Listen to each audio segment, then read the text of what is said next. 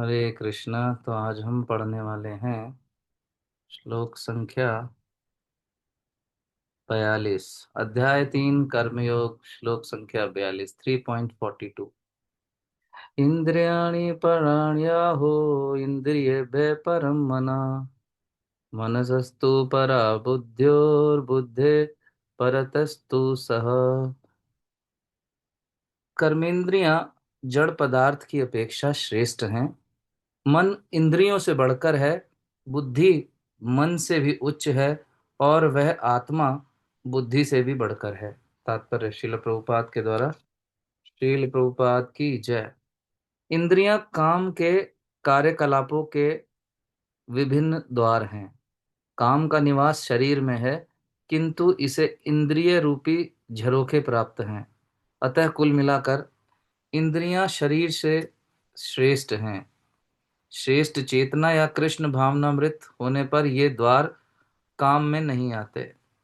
कृष्ण भावनामृत में आत्मा भगवान के साथ सीधा संबंध स्थापित करता है। अतः यहाँ पर वर्णित शारीरिक कार्यों की श्रेष्ठता परमात्मा में आकर समाप्त हो जाती है।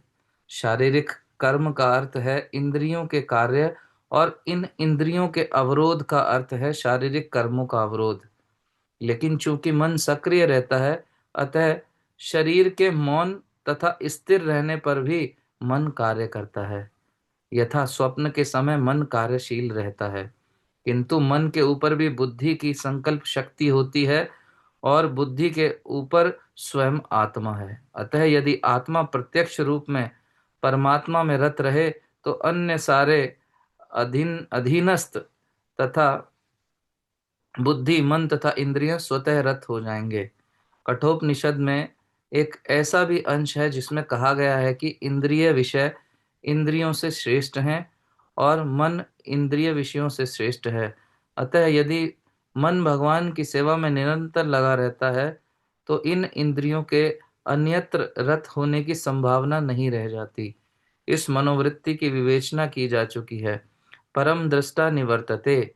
यदि मन भगवान की दिव्य सेवा में लगा रहे, तो तुच्छ विषयों में उसके लग पाने की संभावना नहीं रह जाती। कठोपनिषद में आत्मा को महान कहा गया है। अतः आत्मा इंद्रिय विषयों, इंद्रियों, मन तथा बुद्धि इन सब के ऊपर है। अतः सारी समस्या का हल यह है कि आत्मा के स्वरूप को प्रत्यक्ष समझा जाए। मनुष्य को चाहिए कि बुद्धि के द्वारा आत्मा की स्वाभाविक स्थिति को ढूंढे, और फिर मन को निरंतर कृष्ण भावनामृत में लगाए। इससे सारी समस्या हल हो जाती है। सामान्यतः नवदीक्षित आध्यात्मवादी को इंद्रिय विषयों से दूर रहने के लिए सलाह दी जाती है, किंतु इसके साथ साथ मनुष्य को अपनी बुद्धि का प्रयोग करके मन को सशक्त बनाना होता है।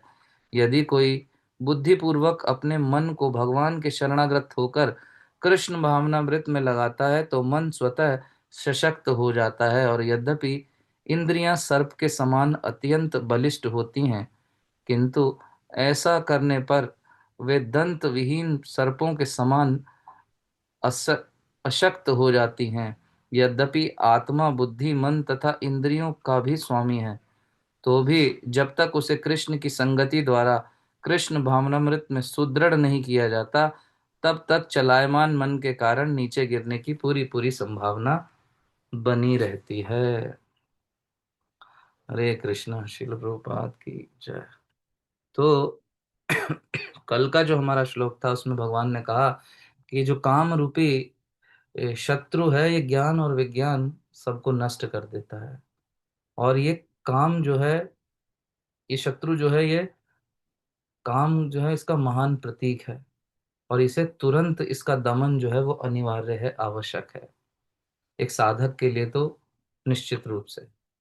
और आज का जो श्लोक है, उसमें भगवान एक तरह से हम कह सकते हैं कि 4 स्टेप इम्प्रूवमेंट सिस्टम बता रहे हैं। 4 चरणों में इम्प्रूवमेंट की बात कर रहे हैं कि किस तरह स्टेप बाय स्टेप हमें इम्प्रूव करनी है, शुद्धिकरण की ओर बढ़ना है। तो क्या क्या चीजें कही भगवान ने, क्या 4 स्टेप्स कहे। पहले तो शरीर की बात कह दी, वो तो भौतिक पदार्थ की बात हो गई, उसको बिल्कुल छोड़ देते हैं एक तरफ। उसके बाद कहा भगवान ने इंद्रियां पहला नंबर, दूसरा मन, तीसरी बुद्धि और चौथा आत्मा। हाँ। अपने को म्यूट रखिए प्लीज। 4 step system. तो कुछ लोग क्या करते हैं सामान्यतः देखिए, कि इंद्रियों को नियंत्रित करना चाहते हैं। वो सोचते हैं कि हम इंद्रियों को जबरदस्ती किसी तरह पकड़ के रखेंगे तो सब ठीक हो जाएगा। परंतु मन का नियंत्रण जब तक ना हो तब तक इंद्रियों का नियंत्रण जो है वो व्यक्ति को शांति प्रदान नहीं कर सकता। और ज्यादा देर तक वो नियंत्रण रुकने वाला भी नहीं है। कब तक? जब तक उसका नियंत्रण अपने मन के ऊपर ना हो। सोचिए, इंद्रियों को जो जैसे तैसे रोक लिया गोलगप्पे खाने से, लेकिन मन गोलगप्पे के ठेले की ओर ही लगा हुआ है पूरा समय, तो क्या लाभ फिर ऐसा जबरदस्ती रोकने से? इससे अच्छा तो खा के अपना माइंड हटाओ और भगवान की भक्ति में लगो, तो ध्यान हट गया। लेकिन हमें क्या करना? खाने भी नहीं है और मन को भी उधर जाने नहीं देना। उसके लिए क्या करना पड़ेगा? उसके लिए ये सब फॉर इम्प्रूवमेंट सिस्टम, धीरे धीरे शुद्धि की आवश्यकता है। मन को कंट्रोल करना पड़ेगा। खाली इंद्रियों को कंट्रोल करने से काम नहीं चलेगा। कोई है, लोग कहते हैं कि हम मौनी बाबा हैं, हम बोलेंगे नहीं, हमारा मौन व्रत है।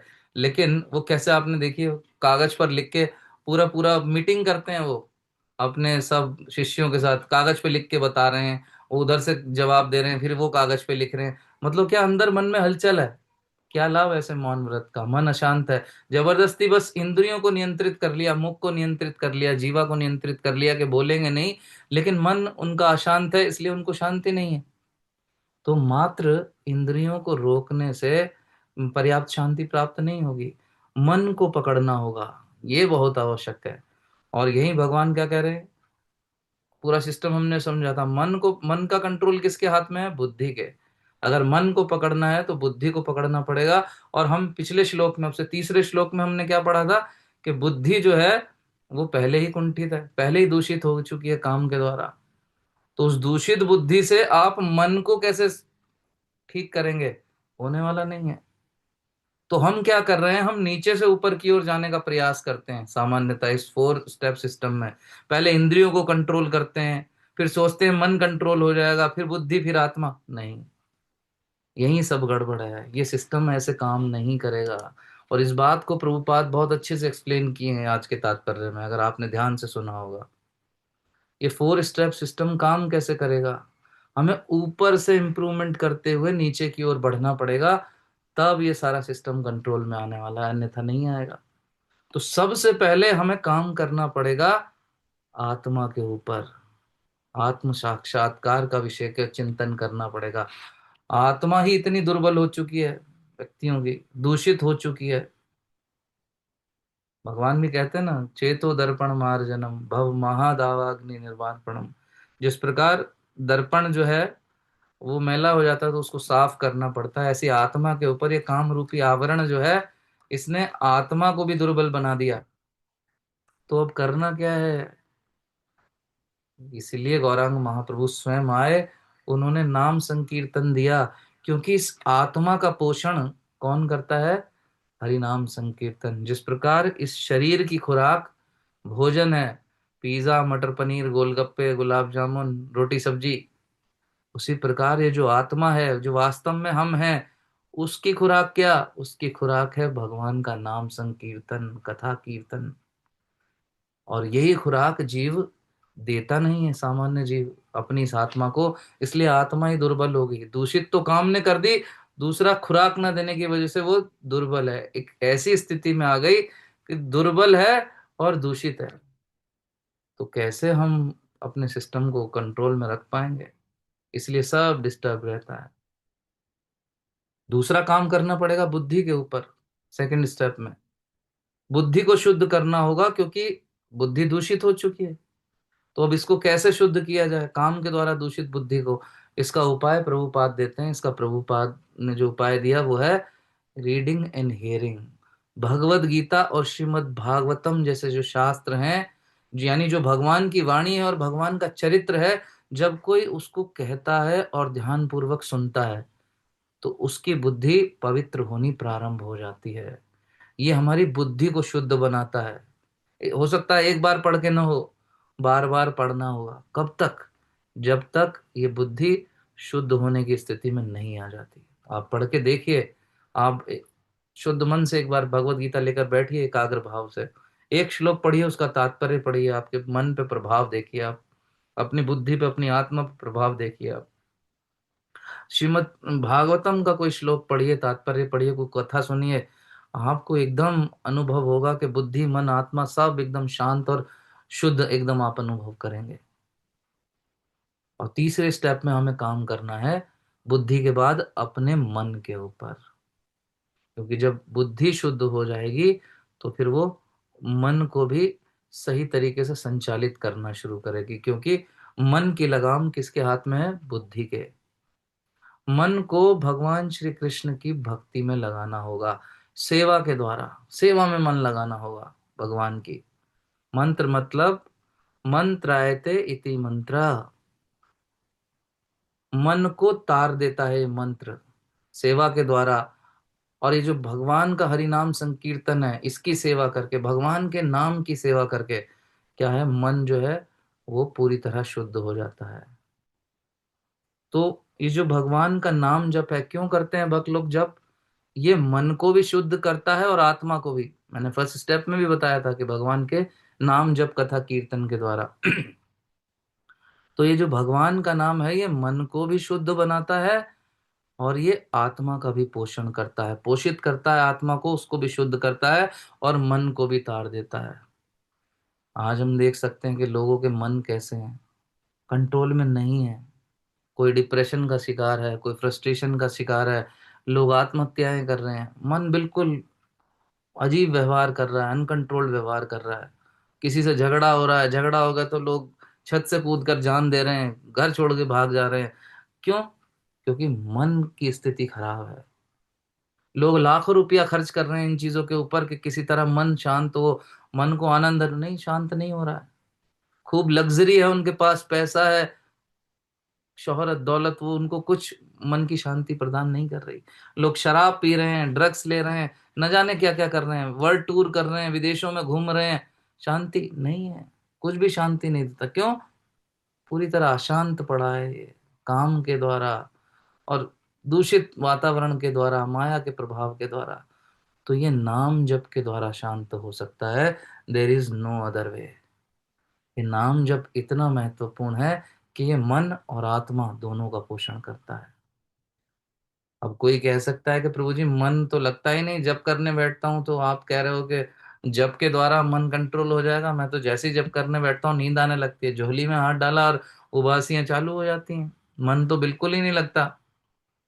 प्रभुपाद जी इस बात को कहते हैं कि पुनः पुनः इसी को करते रहना है, भले ही मन ना लगे। जिस प्रकार दफ्तर जाने का मन नहीं करता लेकिन जाना पड़ता है, उसी प्रकार ये जो नाम है इसको लेते रहना है, क्योंकि इस मन की दवाई और आत्मा का पोषण, उसकी खुराक ये हरि नाम ही है। एक दिन आएगा कि ये मन इसी नाम जप के द्वारा कंट्रोल हो जाएगा और आपका मन क्या करेगा कि मैं और नाम जप करूँ, आज एकादशी या 64 राउंड करूंगा। आपको लोग रोकेंगे, कुछ काम बताएंगे तो आपको बोझ लगेगा कि मुझे डिस्टर्ब कर दिया मेरे नाम में, मुझे नाम जप करना है, मुझे आनंद आ रहा है। यही मन जो आज नाम जप की ओर जाने नहीं दे रहा, यही मन नाम जप से हटेगा नहीं। वो स्थिति आएगी धीरे धीरे अभ्यास के द्वारा। जिस प्रकार पीलिए के मरीज का हमने उदाहरण दिया था कुछ सेशन में पीछे भी, तो उसका इलाज क्या है? वो मीठा ही है, गन्ने का रस या मिश्री। उसको कड़वा लगता है लेकिन वही लेते रहना है, फिर कुछ समय में वो जब ठीक हो जाता है तो वो मीठा लगने लगता है। तो हम सभी क्या है, अभी देख सकते हैं जो भी भक्त हैं इसका प्रैक्टिकल एग्जाम्पल देख सकते हैं, नाम जप करते हैं। हमारे जीवन क्या थे आज से 10 साल 15 साल पूर्व, लेकिन जो नाम जप करते जा रहे हैं उनके पूरी तरह भले ही ना हुए हों अभी मन कंट्रोल में, लेकिन कुछ हद तक अंकुश लगा है। और इस अनुसार कुछ आने वाले समय में नाम जप यदि और गंभीरता से लेते रहे, समय आएगा कि ये मन कंट्रोल में आ जाएगा। और जब ये तीनों कंट्रोल में आ जाते हैं, आत्मा शुद्ध हो गई, बुद्धि कंट्रोल में आ गई, शुद्ध हो गई, मन कंट्रोल में आ गया, शुद्ध हो गया, तो फिर ये तीनों जैसे ही कंट्रोल में आते हैं तो ये शरीर जो है ये स्वतः कंट्रोल में आ जाता है।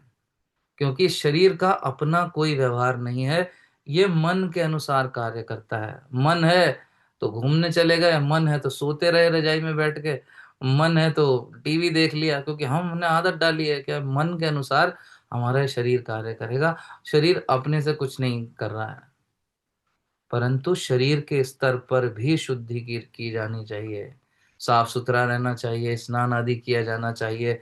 और फिर क्या कर सकते हैं कि भगवान को भोग लगाएं, और फिर इस शरीर को भगवान का वो प्रसाद रूपी भोजन प्रदान करें, ताकि शरीर का पोषण हो। तब क्या होगा, ये सिस्टम जो है पूरी तरह से कंट्रोल में आ जाएगा। तब हम कह सकते हैं कि हाँ, अब इंद्रियां नियंत्रण में आएंगी। खाली इंद्रियों को नियंत्रण में करके यदि हम मन बुद्धि को और आत्मा को शुद्ध करने का प्रयास करेंगे, तो श्रम एव ही केवलम। थोड़े दिन कोई प्रयास करता है जबरदस्ती, और उसके बाद वो मुंह के बल गिर जाता है। फिर वापस बैक टू द पेविलियन वही काम करने लगता है जो उसे नहीं करना था, या वो जो नहीं करना चाहता था। तो ये 4 स्टेप सिस्टम जो व्यक्ति समझ लेता है कि किस तरह कार्य करना है, फिर वो धीरे धीरे उसका पूरा ये लाइफ सिस्टम जो है वो कंट्रोल हो जाता है। और वो व्यक्ति फिर अनुभव करता है कि वो हर समय भगवान के संरक्षण में है, भगवान उसके साथ हैं, वो सुरक्षित है, इस जीवन में भी और इस जीवन के बाद भी। हरे कृष्ण कृष्ण कृष्ण हरे हरे, हरे राम राम राम हरे हरे। भगवद गीता यथारूप की जय, शील प्रभुपाद की जय, सभी उपस्थित भक्तों की जय।